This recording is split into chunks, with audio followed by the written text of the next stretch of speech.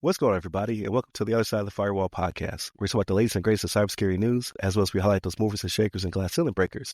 Those people of color have made it to the other side of the proverbial firewall. My name is Ryan Williams, and as always, I'm joined by Shannon Tynes. What's up? What's up? What's going on? And Daniel Acevedo. How's it going, guys?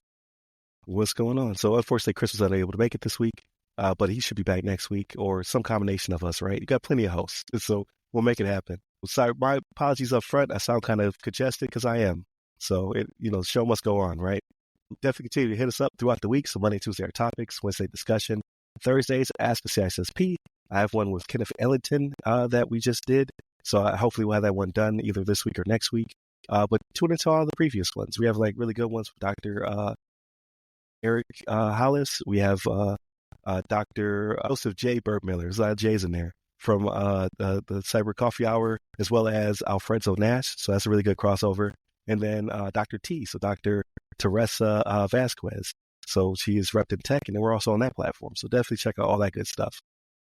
With all that being said, I give it to Shannon. All right, everybody. So this article actually comes from infosecurity.magazine.com, and it is by, let me get down here, Beth Mondrill.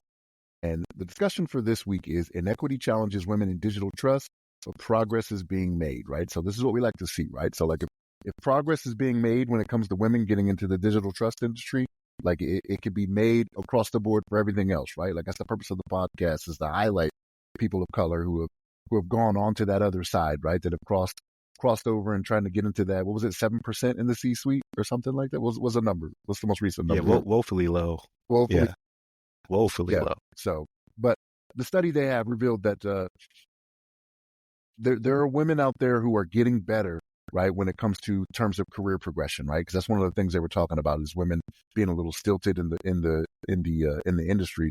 And so when it comes to career progression, men and women are found to be satisfied, right? So for the men, they say 72% are satisfied. Women, 68% are satisfied, right? But when it came to like getting a raise and getting promotion in the last 2 years, they found that women were actually slightly more likely than men to have had a raise and a promotion in the last 2 years, which is a good sign, right? We're making progress, nice. Right? Yeah. Yes. So for women, it was 73%.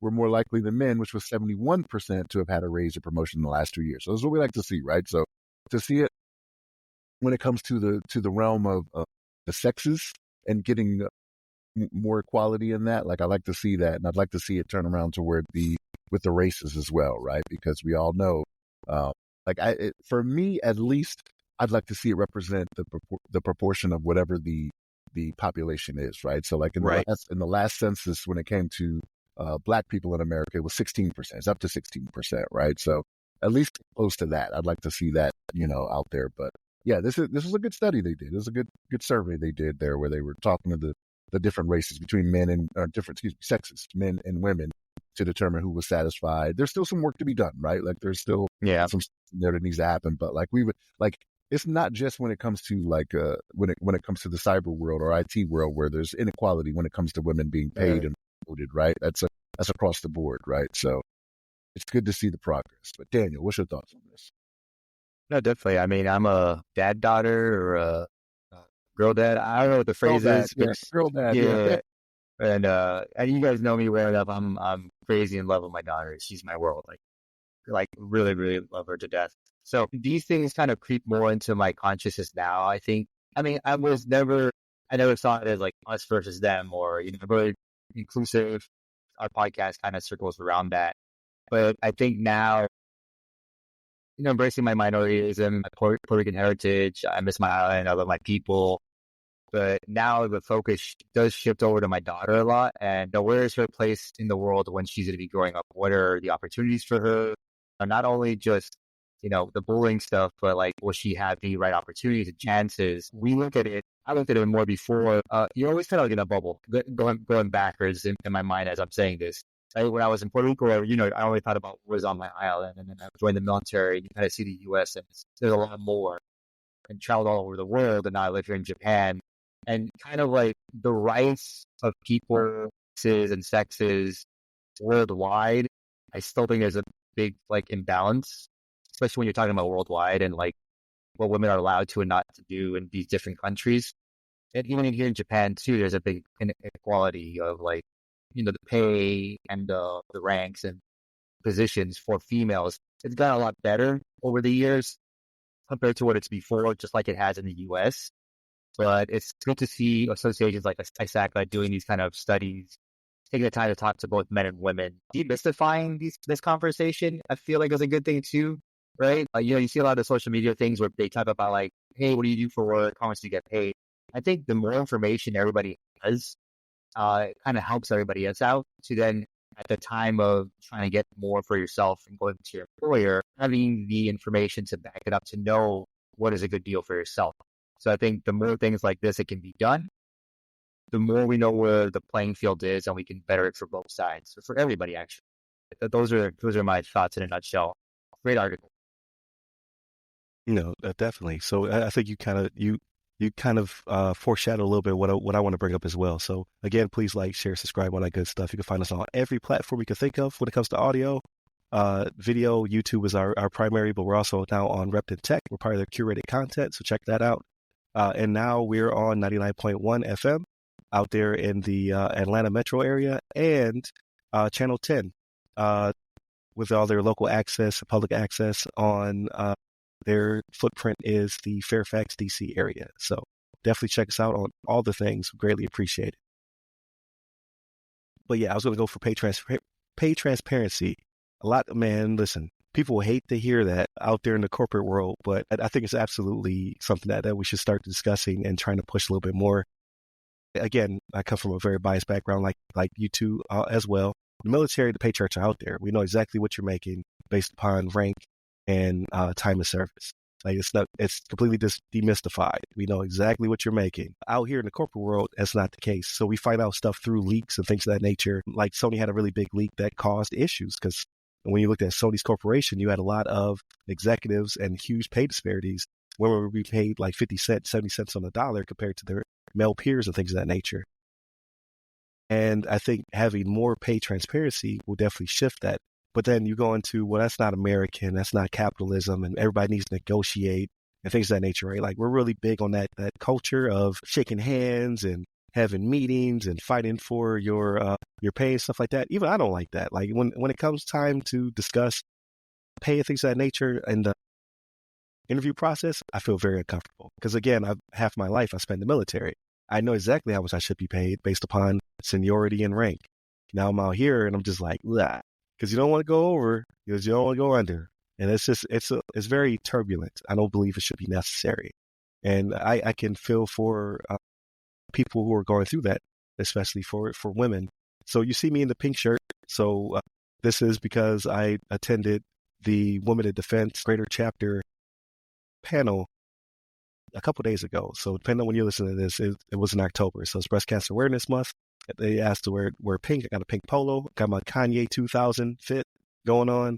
Like I only wear this twice a year. It's either Breast Cancer Awareness Month or Easter. And that's the type of pink it is. But attending the panel, man, it was refreshing to be in a room full of women in and powerful positions, right? I'm talking to CEOs, directors, executives. Like it's a room full of women who are in those higher positions, and men as well, right? There's a few men in there, but it was disproportionate to what you normally see. Normally, it'd be a room full of men with a handful of women. In this case, it was the roles were flipped, and I greatly appreciated that. So it's good to see that they have avenues and venues like that to support themselves, but it's also great to see that there are a lot more women in these positions because I think it's just beneficial to companies in that regard. Because again, this platform we talk about how diversity in thought, diversity in culture, diversity in ethnicity, like all those things help to bolster cybersecurity because you're able to see things from different perspectives. The same thing comes to business.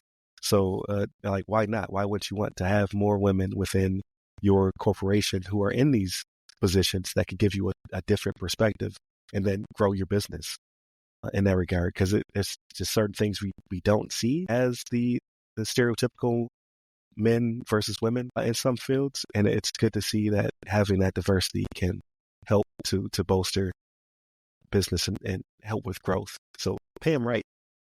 Like, give them that opportunity just like you would your male counterparts. Well, I know in some places they're trying to get better about that. So like here in Colorado, like you'll see job listings that have a pay band, right? Like it'll show in the listing, like, hey, this is what we are offering, for this position. So like it's one of those things where, and the band can be broad depending on the job, right? And how much time you have and things of that nature. It's not saying, oh, you're automatically in the top end of that, where somebody is. Yeah. That still is based on your experience, right? Whether or not you have different qualifications, things of that nature. But it is something that's being worked towards. I'd like to see it more widespread than it is right now, right? Because I'm not going to sit here and say every state does it. I just know here in Colorado, it's something that you're starting to see more of, and it's not across the board.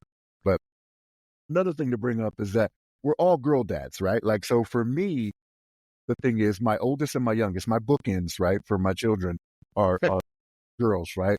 So I can see it now because my oldest daughter, she is out there in the workforce, right? She is an adult. So I can see how things go for her and see how things are going for her. And then I think to myself, I'm like, okay, well, the difference between her and her sister, it's several years, you know what I mean? Like, what is it going to be like when my daughter comes up? And I'm hopeful when I see things like this, that it's going to go a better way than what I think it is, right? And the reason I think it may not go the way I wanted to, not necessarily based off job opportunities, but just the world in general and what we're seeing, right? There's so many things going on in the world. It's like, what is going to happen to my youngest when she is a young adult, when she's where my oldest is, you know what I mean? But this is a good thing to see, man. Like the inequity challenges women face are real, you know what I mean? As it is for race as well, So I'm glad to see it. Hopefully it will be something that benefits my youngest when she gets to that point, if she decides to get into a career field where it is something that is a problem, right? So I want it to be equal, right? Like, yes, progress is nice, but it being at 70 cents on the dollar for women, like if it's 90 by the time she comes up, I'm like, hey, it's still work to do, right? By the time she's older, dad probably won't be around too much longer, but still, so like, I need you to go fight this fight, baby. You know what I mean? So, No, definitely. But well, I mean, you could put your conscience in the AI or something like that, right? That future is gonna be crazy. It's crazy out there. But yeah, but then that's a different will y'all topic. control me? Y'all can't keep the guardrails on the LLMs now. How will y'all control me? If I'm running around like Mr. Burns in The Simpsons, you know what I mean? Like in Right, the future episode where he's the head in the jar. Futurama does the same thing where they put the heads in the right. jars. Yeah. Definitely continue to tune in throughout the week. So Monday, Tuesday are topics, Wednesday discussion, Thursdays ask a CISSP, and then Fridays everything else. Hit us up on all the social medias that go by our name. Give me up personally. I'm at RY Security Guy. That's RY Security Guy. You can find me on pretty much everything, but LinkedIn is primary where I respond. And you, Daniel, where can they find you? On LinkedIn under my name, Daniel Acevedo. There it is. Stay safe. Stay secure.